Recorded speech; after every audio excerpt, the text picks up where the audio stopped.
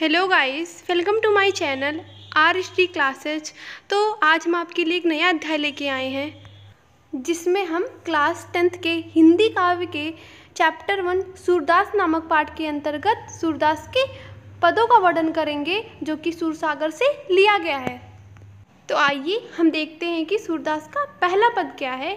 चरण कमल बंदो हरिराई, जाकी कृपया पंग गिर लंघे, अंधे को सब कुछ दर्शाई। बहिरो सुने गूंग पुनि बोले, रंग के चले सिर छत्र धराई। सूरदास स्वामी करुणा में बार बार बंदो तिह पाई। तो सूरदास जी कहते हैं चरण कमल बंदो हरिराई। चरण कमल अर्थात कमल रूपी चरण बंदो वंदना करते हुए हरिराई भगवान श्री कृष्ण के। तो यहाँ सूरदास जी भगवान श्री कृष्ण के चरण की तुलना कमल से कर रहे हैं और भगवान श्री कृष्ण के कमल रूपी चरणों की वंदना करते हुए सूरदास जी कहते हैं जाकी कृपया पंगु गिर लंघे। जाकी कृपा अर्थात जिनकी कृपा से पंगु अर्थात लंगड़ा व्यक्ति, गिरी अर्थात पर्वत, लंघे लांग लेता है अर्थात जिनकी कृपा से लंगड़ा व्यक्ति भी पर्वत को लांग लेता है। अंधे को अर्थात अंधे व्यक्ति को सब कुछ दर्शाई, सब कुछ दिखाई देने लगता है अर्थात अंधे व्यक्ति को सब कुछ दिखाई देने लगता है। बहिरो सुने और जिनकी कृपा से बहरा सुनने लगता है। गूंग पुनि बोले और जो गूंगा व्यक्ति होता है वो दोबारा बोलने लगता है। रंक चले सिर छत धराई, रंक अर्थात दरिद्र व्यक्ति, चले सिर सिर पर छत धराई अर्थात राज छत धारण कर लेता है अर्थात दरिद्र व्यक्ति भी जिनकी कृपा हो जाने पर राजा बनकर अपने सिर पर राज छत्र धारण कर लेता है। सूरदास स्वामी करुणा में बार बार बंद होती पाई। तो सूरदास जी कहते हैं कि ऐसे करुणामय स्वामी अर्थात भगवान श्री कृष्ण के चरणों की बार बार बंद होती पाई, मैं बार बार वंदना करता हूँ अर्थात जिनकी कृपा से इस संसार में सब कुछ संभव है, ऐसे करुणामय श्री कृष्ण को मैं बार बार वंदना करता हूँ। तो अब हम आपको दोबारा बता दे रहे हैं कि सूरदास जी क्या कहते हैं। सूरदास जी भगवान श्री कृष्ण के कमल रूपी चरणों की वंदना करते हुए कहते हैं कि जिनकी कृपा से लंगड़ा व्यक्ति भी पर्वतों को क्या कर लेता है, लांग लेता है, अंधे को सब कुछ दिखाई देने लगता है और बहरा सुनने लगता है और गूंगा पुनः बोलने लगता है। तो और दरिद्र व्यक्ति भी श्री कृष्ण के चरणों की कृपा हो जाने पर राजा बनकर अपने सिर पर राजछत्र धारण कर लेता है। तो सूरदास जी कहते हैं कि ऐसे दयालु अर्थात करुणामय प्रभु श्री कृष्ण के चरणों की मैं बार बार वंदना करता हूँ। अब इस पद में जो काव्यगत सौंदर्य होगा उसमें ये जो भाषा होगी वो हमारी साहित्यिक ब्रज भाषा होगी। शैली हमारा मुक्तक होगा, छंद गेय पद होगा, रस होगी हमारी यहाँ पे भक्ति होगी। आपको तो ये पढ़ने के बाद समझ में आ गया होगा। शब्द शक्ति लक्षणा होगा, गुण प्रसाद होगा और चरण कमल बंदो हरिराई। चरण कमल बंदो हरिराई में रूपक अलंकार होगा क्योंकि यहाँ पे भगवान श्री कृष्ण के कमल रूपी चरणों की वंदना की गई है, इसलिए यहाँ रूपक होगा। और आप देख रहे होंगे जहाँ लिखा है बार बार, यहाँ पे एक ही शब्द को बार बार दोहराया जा रहा है, इसलिए यहाँ पे क्या होगा, पुनरुक्ति प्रकाश अलंकार भी होगा। और सूरदास स्वामी, यहाँ पे जो सा वर्ड है उसको बार बार दोहराया जा रहा है, इसीलिए यहाँ पे अनुप्रास अलंकार भी होगा। ठीक है, अब हम दूसरे पद की ओर बढ़ते हैं। अभिगत कतु कछु कहत न आवे, ज्यों गूंगे मीठे फल को रस अंतर्गत ही भावे।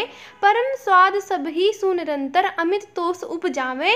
मन बानी को अगम अगोचर सो जाने जो पावे। रूप रेख गुण जाति जुगति बिन निरालंब कित धावे। सब विधि अगम विचार ही ताते सूर सगुन पद गावे।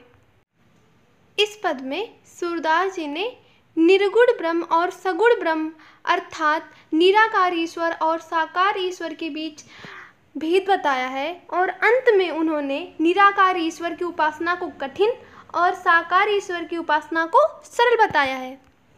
अभिगत गति कछु कहत न आवे। अभिगत अर्थात निर्गुण ब्रह्म, गति स्थिति या दशा कुछ कहत न आवे, कुछ कहा नहीं जा सकता।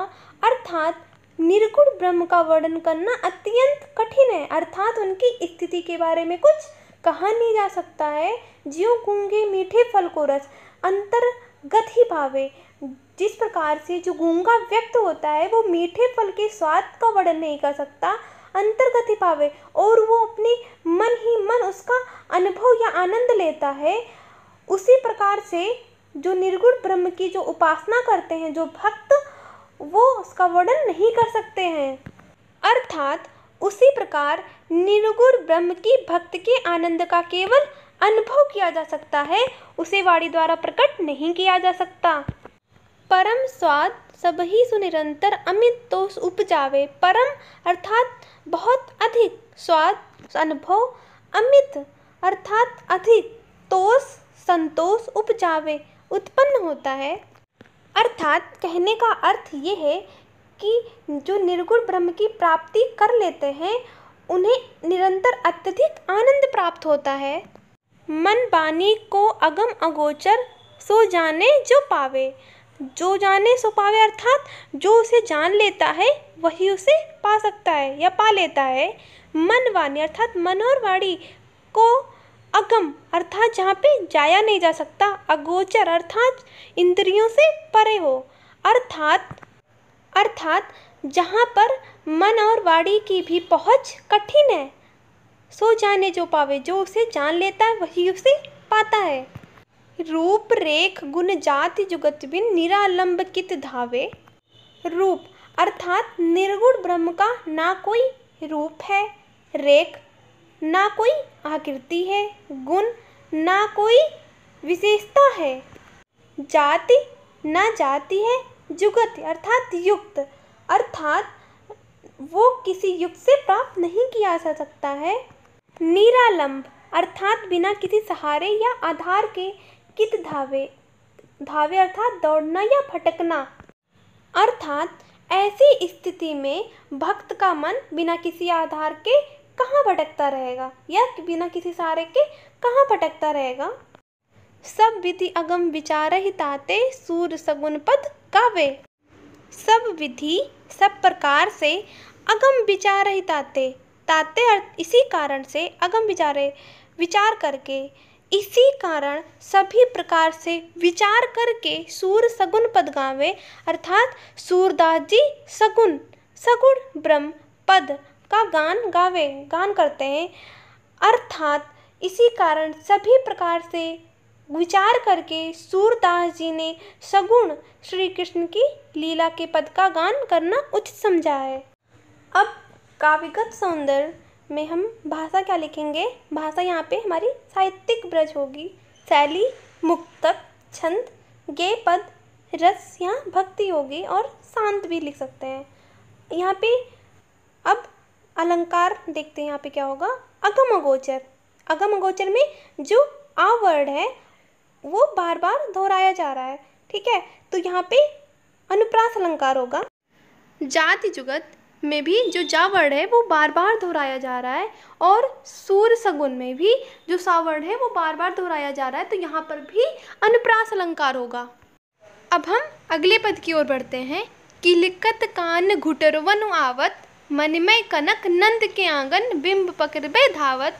कबहू निरखि हरि आपौ छाको, करिसो पकड़न चाहत।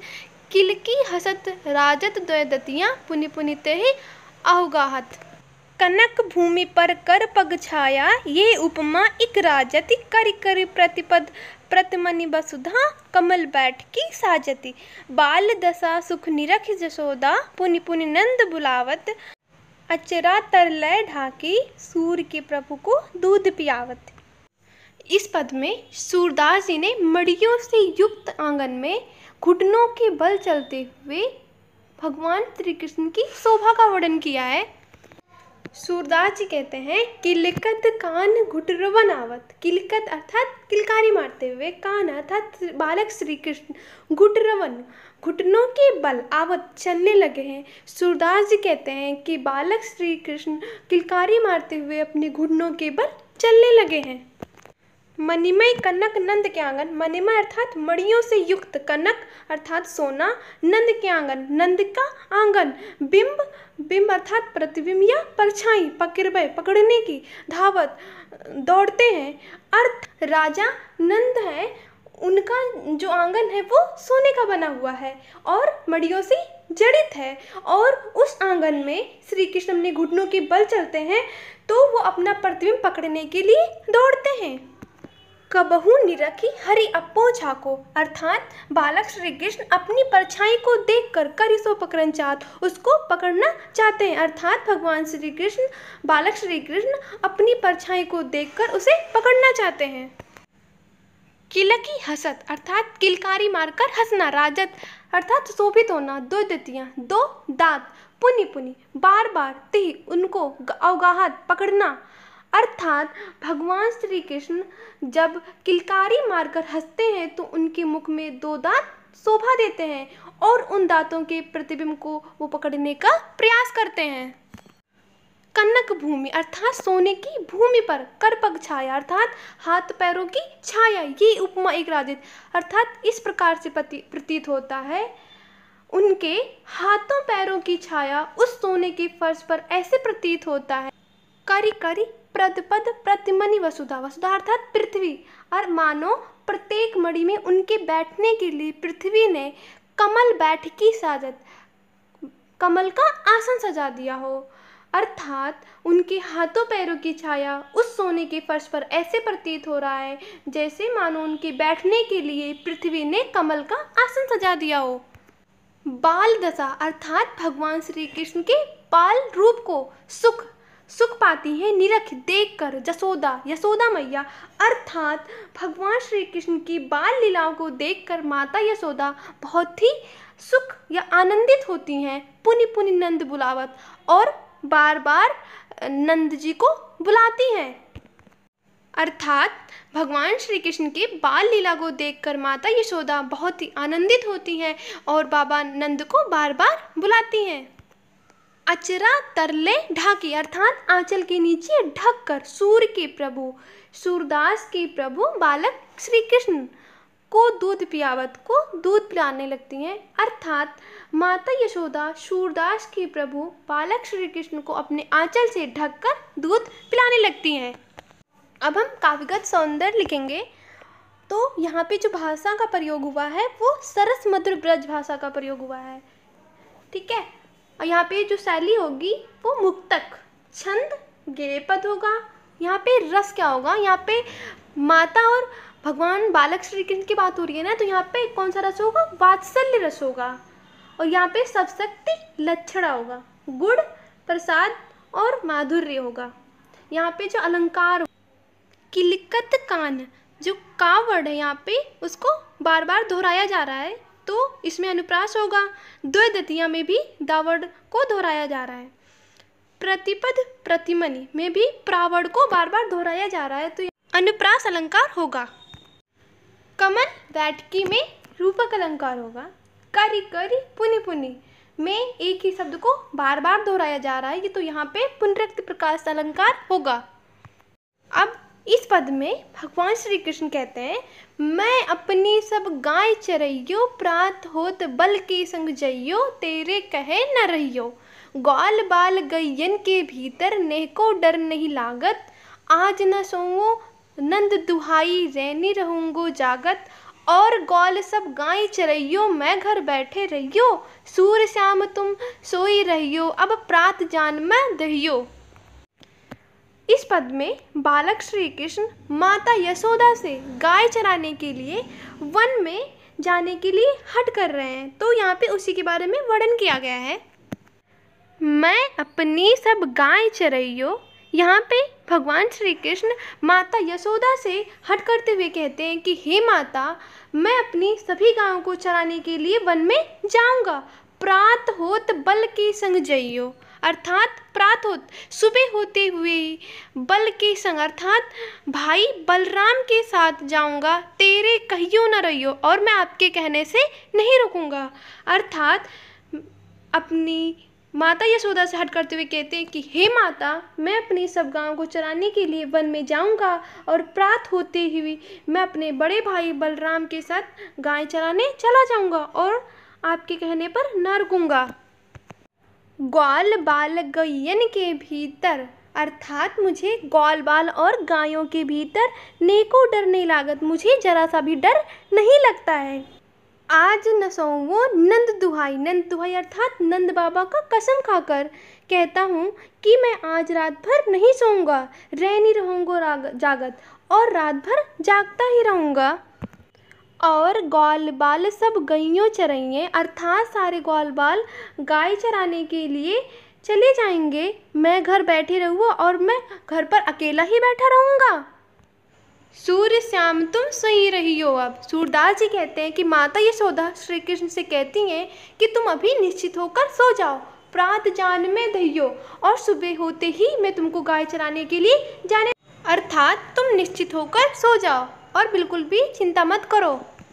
इस पद में सूरदास जी ने सरस और सुबोध ब्रज भाषा का प्रयोग किया है। शैली, मुक्तक, छंद, गेयपद, रस, यहाँ पर भी वात्सल्य होगा क्योंकि माता यशोदा और भगवान श्री कृष्ण के बीच की बात हो रही है। अलंकार, अनुप्रास, गुण, माधुर्य। अब हम अगले पद की ओर बढ़ते हैं और इस पद में बालक श्री कृष्ण माता यशोदा से कहते हैं कि मैया होना चरयु गाई, सिगरे गौल घिरावत मोसो मेरे पाई पिराई, ज्यो ना पतियाई पूछी बलदाई, अपनी सौ दिवाई, यह सुनी माई जसोदा ग्वालिन गारी देत रिसाई, मैं पठवती अपनी लड़का को आवे मन बहराई। इस पद में बालक श्री कृष्ण का माता यशोदा से गाय ना चराने और ग्वाल बालों की शिकायत करने के बारे में वर्णन किया गया है। मैया होना चरइयो गाय, बालक श्री कृष्ण माता यशोदा से कहते हैं कि हे माता, अब मैं गाय चराने नहीं जाऊंगा। सिगरे गौल घिरावत मोसो, क्योंकि सिगरे गौल सारे ग्वाले घिरावत में से अपनी गायों को घेरने के लिए मुझसे कहते हैं। भगवान श्री कृष्ण माता यशोदा से कहते हैं कि मैं गाय चराने नहीं जाऊंगा क्योंकि सारे ग्वाल मुझसे ही अपनी गायों को घेरने के लिए कहते हैं। मेरे पाए पिराई, और जिसकी वजह से मेरे पाँव में बहुत दर्द रहता है, अर्थात इधर उधर दौड़ने से मेरे पाँव में बहुत ही दर्द रहता है। ज्यों ना पतियाई, पतियाई अर्थात अगर आपको मेरी बात पर विश्वास नहीं है, पूछी बलदाऊ, तो भाई बलराम से आप पूछ लो अपनी सौ दिवाई, अपनी सौगंध दिलाकर, अर्थात अगर आपको मेरी बात का विश्वास ना हो तो आप भाई बलराम को अपनी सौगंध दिलाकर पूछ लो। ये सुनी माई जसोदा ग्वालनी, ऐसा सुनकर माता यशोदा को बहुत ही गुस्सा आता है। गारी देती रिसाई, और वो उन्हें गाली देती हैं। मैं पठवती अपने लड़का को आवे मन बहराई, मैं माता यशोदा कहती हैं कि मैं अपने पुत्र को बस मन बहलाने के लिए वन में भेजती हूँ, ना कि इन ग्वाल बालों के द्वारा परेशान करने के लिए, इसलिए वो बहुत ही क्रोधित हैं। अब हम काव्यगत सौंदर्य में क्या लिखेंगे, यहाँ पर जो भाषा होगा वो सूरदास जी ने सरल और स्वाभाविक ब्रज भाषा का ही प्रयोग किया है। शैली, मुक्तक, छंद, गेयपद, रस, वात्सल्य होगा। शब्द शक्ति, अभिधा, पाई पिराई और सूर श्याम में अनुप्रास अलंकार होगा। गुण, माधुर्य। अब हमारा अगला पद क्या है, सखी री मुरली लीजे चोरी, जिन गोपाल कीन्हे अपने बस, प्रीत सबिन की तोरी, छिन एक घर भीतर निस्वासर धरत न कबहू छोरी, कबहू कर कबहू अधरन कटी कबहू खोसत चोरी, ना जानो कछु मेल मोहनी राखे अंगंग भोरी, सूरदास प्रभु कौमन सजनी बंधियो राग की डोरी।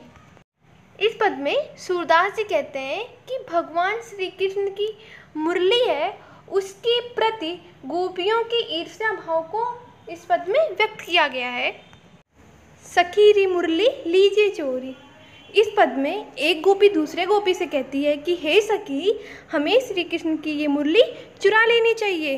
जीनी गोपाल कीन्हे अपने बस, क्योंकि इस मुरली ने गोपाल अर्थात श्री कृष्ण को अपनी ओर आकर्षित करके अपने बस में कर लिया है। प्रीत सबिन की तोरी, अर्थात इस मुरली की वजह से हम सभी को भुला दिए हैं। छिन एक घर भीतर, श्री कृष्ण घर के भीतर हो या बाहर हो, निशिबासर दिन हो या रात हो, धरत न कभू छोरी, मुरली को क्षण भर के लिए कभी दूर नहीं रखते। कबहू कर कभी हाथ में रखते हैं, कबहू अधरनी, कभी ओठों पर, कटी कबहू खोसत जोरी, और कभी अपने कमर में खोस लेते हैं, लेकिन इस मुरली को अपने से दूर नहीं रखते। ना जानो कछ मेल मोहिनी, अर्थात गोपियाँ कहती हैं कि समझ में ही नहीं आ रहा है कि इस मुरली ने या वंशी ने कौन सा मोहिनी मंत्र श्री कृष्ण पर चला दिया है। राखे अंग अंग भोरी, जिससे श्री कृष्ण पूर्ण रूप से उसके वश में हो गए हैं। सूरदास प्रभु को मन सजनी, सूरदास जी कहते हैं कि गोपी कह रही है कि हे सजनी, बंधियो राग की डोरी, राग की डोरी अर्थात प्रेम की डोरी, कहती हैं कि हे सजनी, इस वंशी ने श्री कृष्ण का मन प्रेम की डोरी से बांध लिया है, अर्थात इस मुरली की वजह से वो हमसे दूर चले गए हैं। अब काव्यगत सौंदर्य, इसमें जो भाषा का प्रयोग हुआ है वो सहज सरल ब्रज भाषा का, शैली मुक्तक और गीतात्मक, छंद गेयपद, रस, यहाँ पे प्रेम की बात हो रही है तो इसलिए यहाँ पे श्रृंगार रस होगा, गुण माधुर्य होगा, यहाँ पे शब्द शक्ति लक्षणा, और अलंकार, यहाँ राग की डोरी, यहाँ प्रेम की डोरी की बात हो रही है तो इसलिए यहाँ पे रूपक होगा, और संपूर्ण पद में अनुप्रास अलंकार होगा। अब हम अगले पद की ओर बढ़ते हैं। ऊधो मोहि ब्रज बिसरत नाही, वृंदावन गोकुल वन उपवन, सघन कुंज की छाई, प्रात समय माता जसुमति अरुनंद देखी सुख पावत, माखन रोटी दहियो सजायो अति हित साथ खवावत, गोपी ग्वाल बाल संग खेलत सब दिन हसत सिरात, सूरदास धनि धनि ब्रजवासी जिन सोहित जदुतात। इस पद में श्री कृष्ण जी ऊधो से अपनी मनोदशा को व्यक्त कर रहे हैं। ऊधो मोहि ब्रज बिसरत नाही, बिसरत अर्थात भूलना, तो श्री कृष्ण जी ऊधो से कहते हैं कि मैं ब्रज को भूल नहीं पा रहा हूँ। वृंदावन गोकुल वन उपवन, वो कहते हैं कि वृंदावन और गोकुल की वन उपवन सभी मुझे याद आते हैं। सघन कुंज की छाई, अर्थात घने कुंजों की छाया को भी नहीं मैं भूल पा रहा हूँ। प्रात समय माता जसुमति अरुनंद देखी सुख पावत, प्रात समय अर्थात सुबह के समय माता यशोदा और नंद बाबा को देखकर मुझे बहुत ही सुख प्राप्त होता था। माखन रोटी दहियो सजायो, वो कहते हैं कि माखन रोटी और जमाया हुआ दही अति हित साथ खवावत, कितने प्रेम से खिलाते थे, अर्थात वो मुझे मक्खन रोटी और जमाया हुआ दही कितने प्रेम से खिलाते थे। गोपी गौल बाल संग खेलत, ब्रज की गोपियों और गौल बालों के साथ खेलते हुए सब दिन हंसत सिरात, मेरे सभी दिन हंसते हुए बीता करते थे, अर्थात ब्रज की गोपियों और गौल बालों के साथ खेलते हुए मेरे सभी दिन हंसते हुए बीता करते थे। सूरदास धन्य धन्य ब्रजवासी, सूरदास जी ब्रजवासियों को धन्य मानते हैं। जिनसो हित जदुतात, जदुतात अर्थात श्री कृष्ण, क्योंकि श्री कृष्ण को उनके हित की चिंता है। अब काव्यगत सौंदर्य क्या होगा, यहाँ पे जो भाषा का प्रयोग हुआ है सरल सरस ब्रज भाषा का प्रयोग हुआ है, शैली हमारी मुक्तक ही रहेगी, छंद भी गेय पद रहेगा। यहाँ पे रस क्या होगा, श्रृंगार रस होगा, शब्द शक्ति लक्षणा या और अभिधा, गुण माधुर्य होगा हमारा, और अलंकार भी हमारा यहाँ पे अनुप्रास होगा। अब हमारा अगला पद है, ऊधो मन ना भये 10-20, एक हितो सो गयो श्याम संग को औराधे ईस, इंद्र शिथिल भई कैसो बिन ज्यों देहि बिन शीस, आशा लागी रहित तन स्वासा जीवई कोटि बरीस, तुम तो सखा श्याम सुंदर के सकल लोग के ईस, सूर हमारे नंद नंदन बिन और नहीं जगदीश। इस पद में सूरदास जी कहते हैं कि उद्धव जी गोपियों को योग का संदेश देने मथुरा से गोकुल आए हैं और गोपियों योग की जो शिक्षा है उसको ग्रहण करने में अपने को असमर्थ बताती हैं और अपनी मनोव्यथा को उद्धव के समक्ष व्यक्त करती हैं। उसी के बारे में इस पद में वर्णन किया गया है। उद्धव मन न भये 10-20। गोपियाँ उद्धव से कहती हैं कि हे उद्धव, हमारे पास 10-20 मन नहीं है। एक हितो सो गयो श्याम संग। वो कहती हैं कि सभी की तरह हमारे पास भी एक ही मन था जो कि श्री कृष्ण जी के साथ चला गया है। को औराधे ईश। औराधे अर्थात आराधना कर रहे ईश निर्गुण ब्रह्म की। अर्थात वो कहती हैं कि हम बिना मन के आपके बताए हुए निर्गुण ब्रह्म की आराधना कैसे करें। इंद्र शिथिल भई केशव बिन। इंद्र शिथिल अर्थात इंद्रियां निष्क्रिय हो गई हैं। भई केशव बिन, श्री कृष्ण के बिना अर्थात श्री कृष्ण के बिना हमारी सारी इंद्रियां निष्क्रिय हो गई हैं। ज्यों देही बिन शीस अर्थात हमारी दशा बिना सिर की प्राणी जैसी हो गई है कि श्री कृष्ण मथुरा से अवश्य लौटेंगे। जीव ही कोटि बरिस। जीवय अर्थात जीवित रह लेंगे, कोटि करोड़ों, बरिस अर्थात हम श्री कृष्ण के लौटने की आशा के सहारे करोड़ों वर्ष तक जीवित रह लेंगे। तुम तो सखा श्याम सुंदर के। तुम तो मित्र हो श्याम सुंदर था श्री कृष्ण के अर्थात तुम तो श्री कृष्ण के मित्र हो। सकल जोग के ईश। जोग के ईश अर्थात योग के ज्ञाता अर्थात तुम तो संपूर्ण योग के ज्ञाता हो तो तुम हमारा मिलन अवश्य करा सकते हो। सूर हमारे नंद नंदन बिन और नहीं जगदीश। सूरदास जी कहते हैं कि गोपियाँ उद्धव से कहती हैं कि हम तुम्हें स्पष्ट बता देना चाहती हैं कि नंद नंदन नंद जी के पुत्र श्री कृष्ण को छोड़कर हमारा कोई आराध्य नहीं है। भाषा यहाँ पे क्या होगा? मधुर ब्रज भाषा होगा। शैली मुक्तक, छंद, गेयपद, रस, श्रृंगार रस, अलंकार यहाँ पे होगा अनुप्रास, गुण, माधुर्य, शब्द शक्ति, व्यंजना। उद्धव जाहु तुम ही हम जाने, श्याम तुम ही है को नहीं पठयो, तुम हो बीच भुलाने। ब्रज नारनी सो जोग कहत हो, बात कहत न ल जाने, बड़े लोग न विवेक तुम्हारे ऐसे भये अयाने। हम सो कही लई हम सही के, जी गुण लेहु सयाने, कहे अबला कहे दशा दिगंबर, मस्ट करो पहचाने। साँच कहो तुमको अपनी सो, बूझत बात निदाने, सूर शाम जब तुम ही पठायो, तब ने कहो मुस्काने। इस पद में गोपियाँ उद्धव से कहती हैं कि श्री कृष्ण ने तुम्हें यहाँ नहीं भेजा है अर्थात तुम अपना मार्ग भूलकर यहाँ आ गए हो या श्री कृष्ण ने तुम्हें यहाँ भेजकर तुम्हारे साथ मजाक किया है। उद्धव जाहु तुम ही हम जाने। इस पद में गोपियाँ उद्धव से कहती हैं कि तुम यहाँ से चले जाओ, हम तुम्हें अच्छे से समझ गए हैं। श्याम तुम ही है क्यों नहीं पठियो। उद्धव जी से कहती हैं गोपियाँ, श्याम ने तुम्हें यहाँ नहीं भेजा है, तुम हो बीच भुलाने, तुम स्वयं बीच से रास्ता भूलकर यहाँ आ गए हो। ब्रज नारनी सौ जोग कहा तो, ब्रज की नारियों से सौ जोग अर्थात योग की बात कहते हुए बात कहत न ल जाने, तुम्हें लज्जा नहीं आ रही है अर्थात ब्रज की नारियों से योग की बात कहते हुए तुम्हें लज्जा नहीं आ रही है। बड़े लोग न विवेक तुम्हारे अर्थात तुम बुद्धिमान और ज्ञानी होंगे परंतु हमें ऐसा लगता है कि तुम में विवेक ही नहीं है। ऐसे भय अयाने, नहीं तो तुम ऐसी अज्ञानतापूर्ण बातें हमसे क्यों करते। हम सो कही लई हम सही के अर्थात आपने हमसे तो ये कह दिया और हमने सहन कर लिया। जी गुण लेहु सयाने, लेकिन कोई दूसरी गोपी इसे सहन नहीं करेगी। कहे अबला कहे दशा दिगंबर, कहाँ हम अबला नारियाँ और कहाँ योग की अवस्था।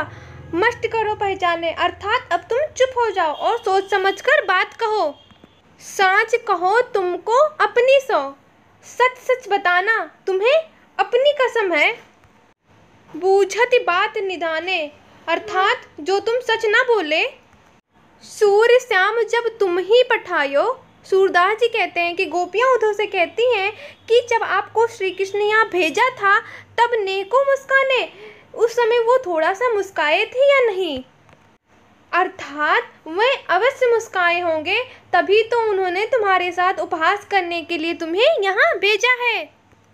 अब काव्य का सौंदर्य में यहाँ पे जो भाषा का प्रयोग हुआ है, सरल सरस ब्रज भाषा, शैली मुक्तक, छंद गेयपद, रस श्रृंगार, गुण माधुर्य, सप्तशक्ति व्यंजना की प्रधानता।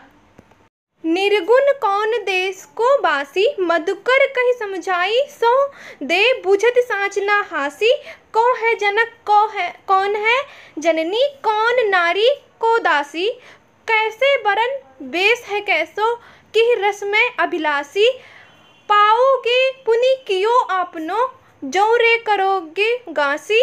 सुनत मौन है रहियो बावरो, सुर सबे मत नासी।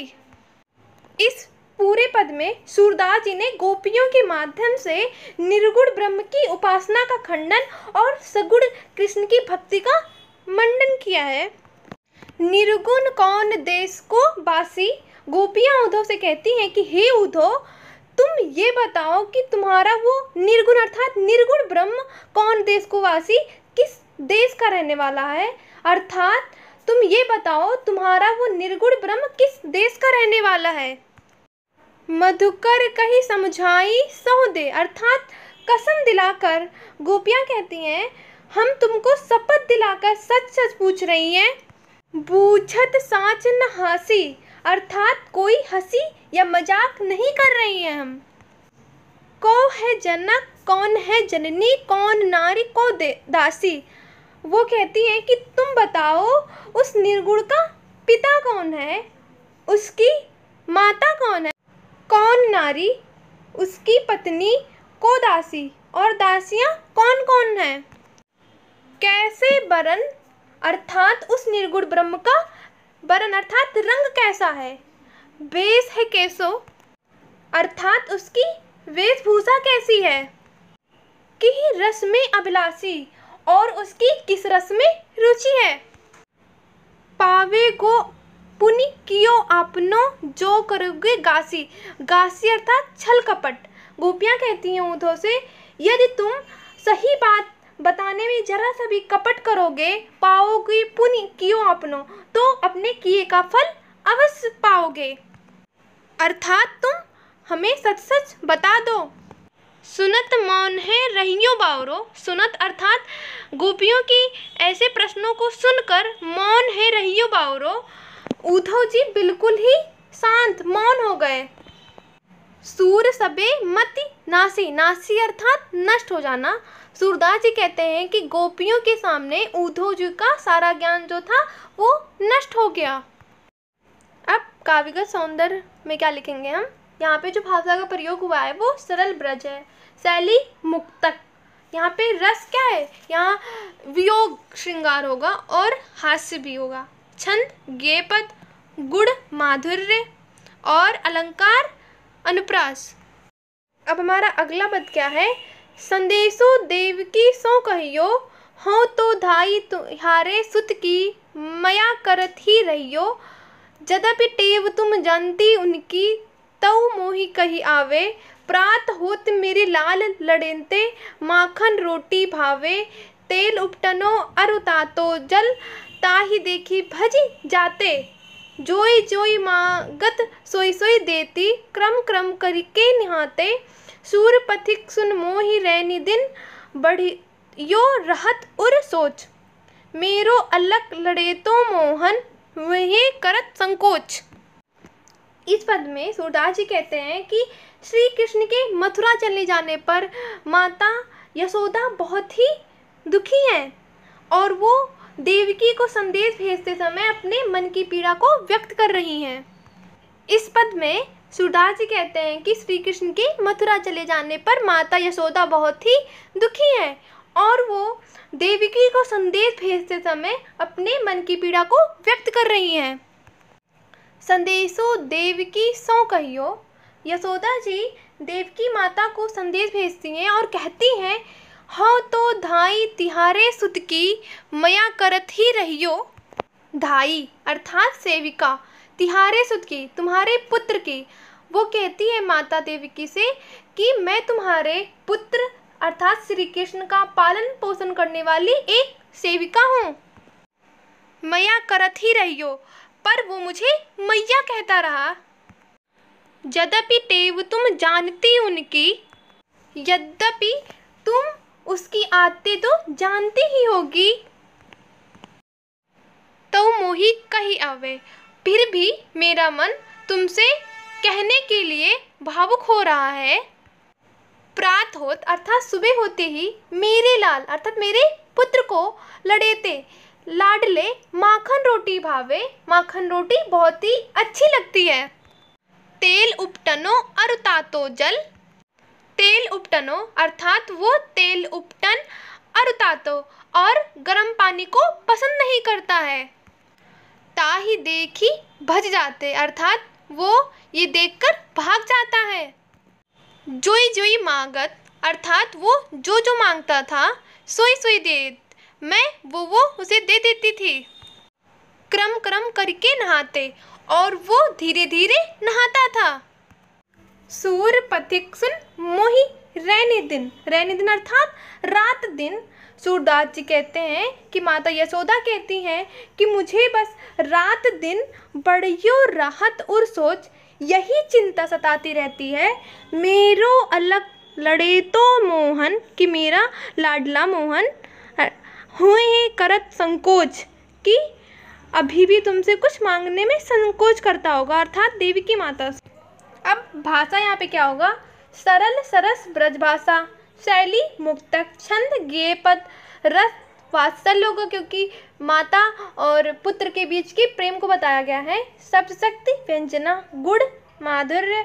अब अलंकार क्या होगा, लाल लड़ेते में क्या होगा, लावड़ का बार बार दोहराया जा रहा है लावड़ को, इसलिए अनुप्रास होगा। जोई जोई सोई सोई क्रम क्रम में पुनरुक्ति प्रकाश अलंकार होगा क्योंकि एक ही शब्द को बार बार दोहराया जा रहा है।